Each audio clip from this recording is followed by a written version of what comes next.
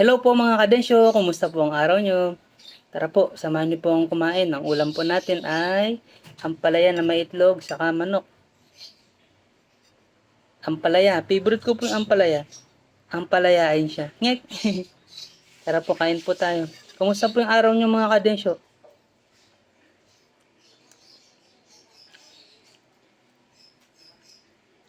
Bukas po, nakaschedule po tayo dahil walang pasok pala bukas, holiday. Nakaschedule po tayo sa consultation with sa doktor po. Babasahin na po ng doktor yung resulta ng lab test natin nung nakaraan.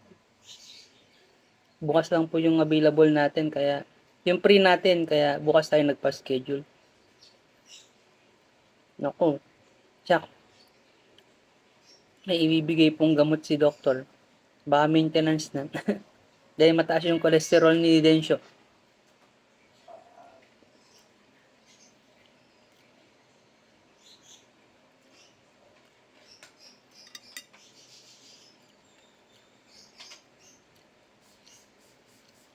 Sabi daw nila mga kadensyo, yung joy daw, sa chicken joy lang natin makikita. Kaya kain na po tayo mga kadensyo. Ano ba yan mga kadensyo?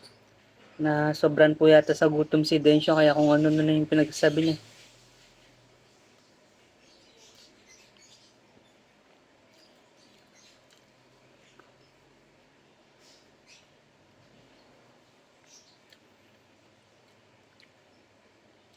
Tara po, samahan niyo po akong kumain mga kadensyo.